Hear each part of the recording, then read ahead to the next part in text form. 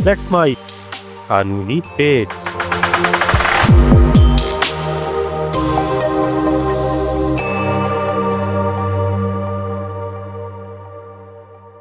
नमस्कार, लेट्स माई कानूनी पेज पर आज के विशेष कार्यक्रम में आपका स्वागत है।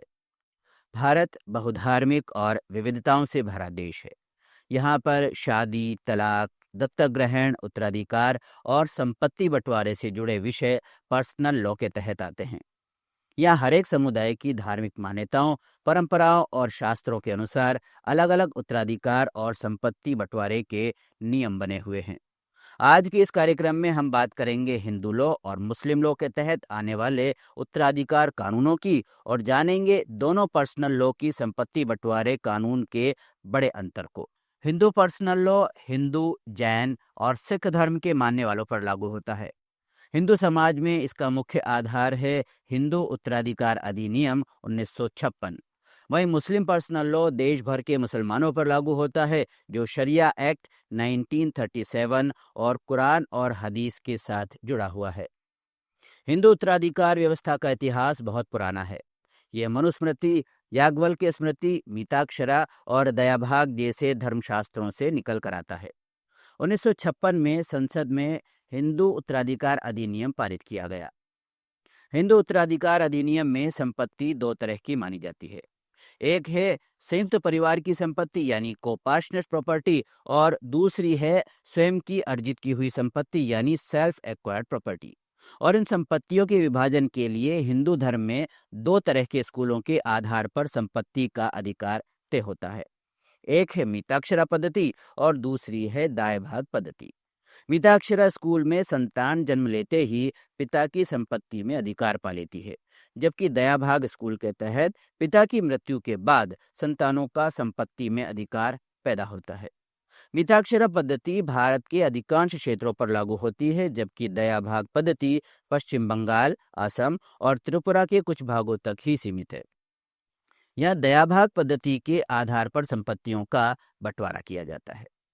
यह एक बात और गौर करने लायक है कि हिंदू लॉ में यदि किसी महिला को कोई संपत्ति उसके पीहर पक्ष से मिली है और यदि वह महिला उस संपत्ति के बारे में कोई वसीयत किए बिना मृत्यु को प्राप्त हो जाती है, तो वह संपत्ति महिला के पीहर पक्ष में उसके रिश्तेदारों को प्राप्त होगी, जैसे कि महिला के पिता, माता, भाई, बहन आदि। ये संपत्ति उस स्त्री के पति या संतान को नहीं मिलेगी। वहीं मुस्लिम पर्सनल लॉ भारत के संपूर्ण क्षेत्र में निवास करने वाले मुस्लिम समुदाय के लोगों पर लागू होता है। मुस्लिम पर्सनल लॉ पैतृक संपत्ति का कोई कॉन्सेप्ट इसके अंदर देखने को हमें नहीं मिलता। या यदि किसी व्यक्ति को उसकी कोई संपत्ति उसके दादा या परदादा से मिली हो, तो भी वो संपत्ति उसकी निजी या व्यक्तिगत संपत्ति ही मानी जाएगी। और मुस्लिम व्यक्ति को उस संपत्ति के बारे में वो सारे अधिकार मिलेंगे जो एक व्यक्ति को उसकी खुद की कमाई हुई संपत्ति में मिलते हैं, यानी वो उस स्वयं अर्जित की हुई संपत्ति की तरह ही उसे इस्तेमाल कर सकता है। हिंदू उत्तराधिकार अधिनियम 1956 में उत्तराधिकारियों को 4 मूल भागों में बांटा गया है, जिनमें क्लास 1 सबसे प्रमुख है। इसमें मृतक के पुत्र, पुत्री, विधवा और माँ आती है। इसी तरह क्लास 2 में मृतक के पिता, भाई, बहन, पोता पोती आदि आते हैं। उसके बाद आते हैं एग्नेट्स यानी पिता की ओर से आने वाले रिश्तेदार, और कॉग्नेट्स यानी माता की ओर से आने वाले रिश्तेदार।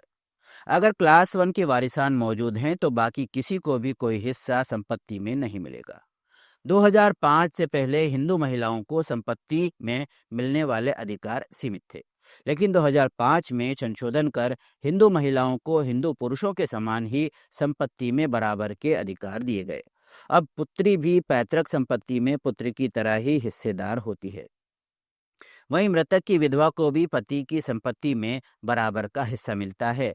अब माँ को भी उत्तराधिकार के अधिकार मिले हुए हैं। हिंदू उत्तराधिकार अधिनियम के तहत संपत्ति का बंटवारा 2 तरीके से हो सकता है। एक है पर कैपिटा यानी प्रत्येक वारिस को बराबर का हिस्सा प्राप्त होगा, और दूसरा है पर स्ट्रिप्स यानी अगर कोई वारिस जीवित नहीं है तो उसका हिस्सा उसकी संतान को मिलेगा। वहीं अगर हम मुस्लिम लॉ की बात करें तो मुस्लिम उत्तराधिकार का मुख्य आधार है कुरान, हदीस, इजमा और कियास। भारत में इसे शरिया अधिनियम 1937 के तहत लागू किया गया है। मुस्लिम लॉ की एक खासियत यह है कि यहाँ व्यक्ति अपनी कुल संपत्ति का केवल 1/3 हिस्सा ही वसीयत कर सकता है। यानी अगर कोई मुस्लिम व्यक्ति अपनी संपत्ति, फिर चाहे उसकी खुद की कमाई हुई हो या उसके बाप दादाओं से उसे मिली हो, वसीयत के जरिए आगे नहीं दे सकता। बाकी 2/3 हिस्सा कुरान द्वारा निर्धारित नियमों के अनुसार उसके वारिसों में बांटा जाएगा। और ये व्यवस्था इसलिए बनाई गई है ताकि वारिसों का हक सुरक्षित रहे। मुस्लिम लॉ में वारिसों को 3 मुख्य भागों में बांटा गया है। पहले हुए शेयरर्स यानी हिस्सेदार, जिनका कुरान ने एक निश्चित हिस्सा तय किया है, जैसे पति, पत्नी, माता, दादी, पुत्री। और दूसरा है रेसिडुअरीज यानी बाकीदार, जिन्हें शेयर्स के हिस्से के बाद बची हुई संपत्ति मिलती है, जैसे पुत्र, भाई, चाचा। तीसरे नंबर पर आते हैं दूर के रिश्तेदार। जब शेयरर्स और रेसिडुअरीज के ना हो तो ही इन्हें हिस्सा दिया जाता है। यहाँ वितरण की प्रणाली यानी संपत्ति का बंटवारा पर कैपिटा पर आधारित है, यानी प्रत्येक वारिस को उसका तय किया हुआ हिस्सा ही उसे मिलेगा। इसे आसान भाषा में समझने के लिए हम एग्जाम्पल के जरिए देखते हैं कि अगर कोई मुस्लिम व्यक्ति जिसकी मृत्यु होती है, उसके पीछे पत्नी और 2 बेटे और 1 बेटी है, तो पत्नी को 1/8 हिस्सा मिलेगा और बाकी बची हुई संपत्ति बेटों और बेटी में 2:1 में बांटी जाएगी। यानी बेटे को बेटी के मुकाबले 2 गुना संपत्ति प्राप्त होगी। हिंदू और मुस्लिम दोनों कानूनों में महिलाओं के अधिकार महत्वपूर्ण रहे हैं।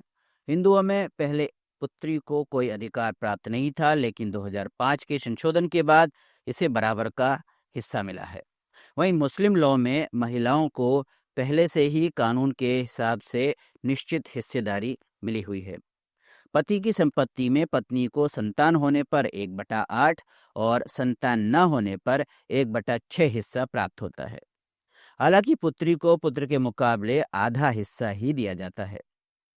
भारत के न्यायालयों द्वारा समय समय पर कानून की व्याख्या करते हुए हिंदू लॉ में सुप्रीम कोर्ट में महिलाओं को लेकर कई ऐतिहासिक फैसले भी दिए हैं।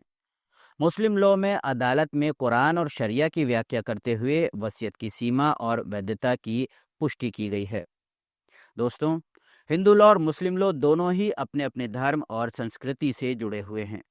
हिंदू लॉ समय समय पर बदलाव के साथ महिलाओं को बराबरी का हिस्सा दिला रहा है, वहीं मुस्लिम लॉ निश्चित अंश देकर वारिसों का हक सुरक्षित करता है, लेकिन उसमें बदलाव की गुंजाइश सीमित है। दोनों व्यवस्थाओं का एक ही उद्देश्य है कि मृतक की संपत्ति सही और न्यायपूर्ण तरीके से उसके परिवार तक पहुंचे। भविष्य में जब भी देश में समान नागरिक संहिता यानी यूनिफॉर्म सिविल कोड की बात होगी, तब इन दोनों व्यवस्थाओं पर और गहन बहस होगी, लेकिन तब तक ये कानून अपने रूप में लागू रहेंगे। तो आज के कार्यक्रम में हमने जाना हिंदू लॉ और मुस्लिम लॉ में संपत्ति का बंटवारा और उसकी प्रक्रिया के महत्वपूर्ण बातें, उनके बीच का मुख्य अंतर, और साथ ही हमने जाना न्यायालय का दृष्टिकोण।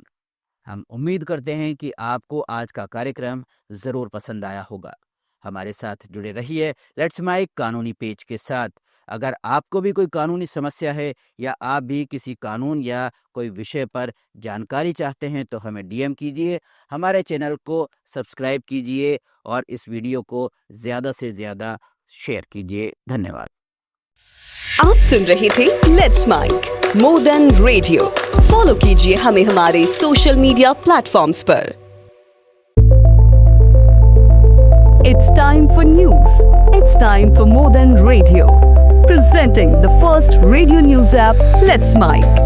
Let's Mic, a news-based app on your phone where you get to watch and listen news, talk shows, interviews, radio show podcasts. On Let's Mic, you get all relevant information of TV, print, radio, podcast, and digital. Let's Mic talks about every segment of life.